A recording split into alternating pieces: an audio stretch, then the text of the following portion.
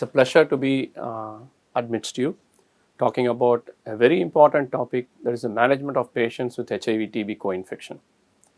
Whatever I learned from my mentor, Dr. Soumya Swaminathan, along with my senior colleagues in NIRT, and from TB Sanatorium, various professors, Dr. Rajsekharan sir, and all the professors who have been working there relentlessly in HIV-TB, starting from Dr. Devanagam sir.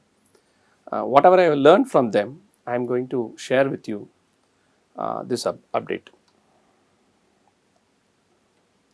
So, looking at the burden of HIV-TB co-infection, actually India is more affected by TB than HIV. If you look at the proportion of patients with HIV, those who are infected with TB, they get infected with TB 10% every year instead of lifetime risk of 10% in the immunocompetent individuals. But if you look at those who are TB positive, who are actually HIV infected, it's a very small proportion. But however, the HIV-TB catastrophic comradeship, as I call it, leads to increasing mortality day by day. So, what are the diagnostic issues in HIV-TB? You will see that as far as HIV is concerned, it totally confuses the spectrum of TB, whether it's going to be diagnosis, whether it's going to be treatment, whether it's going to be any other tests, whatever it may be. So, a lot of suspicion and clinical acumen is required for us to diagnose TB in HIV. But as years have gone past, starting from what we said that there could be smear negative culture positive TB, even with normal X-rays in the most immunodeficient person. That's why we said that normal X-rays do not rule out TB. Most importantly, we have now the CBNAT, which can help to almost replace the smear with the culture. And we have the LAM or lipoarabinomannan from a different company, which is also coming into the spotlight, and the new generation, next generation sequencing. Now, all these will help us to trace out the minuscule TB antigen or protein which is there in your body, so that we are able to diagnose TB early. Chest diagram, as you can see, is the most confusing in HIV-TB. The spectrum can vary as from normal to almost devastating miliary TB. What is important to suspect in actually TB in HIV is that there are multiple lesions. You can see here the epituberculosis, there is a mediastinal adenopathy followed by a post-obstructive middle lobe collapse. You can see some mild opacities in the left upper zone. Cavities per se are conspicuous by their absence. What you see actually are acinar shadows coalescing or trying to develop into a cavity. They are ill-defined. If you see a very well-defined cavity with a medium-sized wall, you can in fact rule out immunodeficiency. Most importantly, what you will see is small effusions. Effusions are usually bilateral but always asymmetric in HIV, which you should know. Symmetrical effusions even in HIV should lead you to transudative effusion like congestive cardiac failure or anything of that sort, rather than a primary TB as such. Looking at the treatment of TB in HIV, anti-tuberculous treatment in HIV is more or less the same as for HIV negative TB. Because now we have the policy of test and treat, it's not very difficult for us to conquer TB in HIV. What is most important is the trials which have shown over the years. What we found was that a longer duration of treatment was not necessary in HIV, but what was necessary was a daily regimen.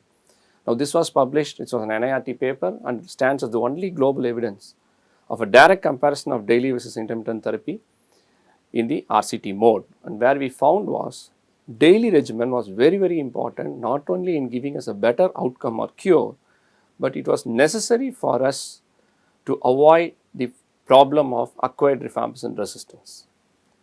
Coming to non-rifampicin regimens, in case a patient is not able to tolerate rifampicin or rifampicin has to be removed for a complication or whatever it is, these regimens are inferior. You have to be really careful to substitute it with other drugs, and more than that, the duration has to be prolonged. It cannot stop at 6 months, because as you know, rifampicin is the captain of these drugs, and it can help to, there are 4 bacillary populations: the actively metabolizing, the intermittently metabolizing, the slow metabolizing, and the dormant bacilli. In all the 3 first categories, rifampicin is one of the drugs which can act. For patients who are already on protease inhibitors because of various reasons, rifabutin is a better alternative compared to rifampicin, because the interaction is much more with rifampicin. Either rifabutin can be given thrice, 300 milligram thrice weekly or 150 milligrams daily. If you are looking at the newer drugs when you are going to treat patients with pre-XDR, XDR TB, bedaquiline needs ART adjustments, especially with efavirenz and protease inhibitors. Hence, delaminate is preferred, or you have to change to a nevirapine-based regimen. Looking at the ART regimens for HIV-TB, now you have the TLD regimen, that is the tenofovir, lamivudine, dolutegravir. What adjustment you need to do is you have to double the dosage of dolutegravir. You add one more pill of DTG 50 milligrams at night. So, this will help to maintain the therapeutic levels in the blood despite using rifampicin. All the other drugs like nevirapine, efavirenz and zidovudine are in the process of phasing out. Zidovudine of course can be used as a second line drug because you know that it's very much resistant to mutation because you require a lot of TAMs to have zidovudine resistance.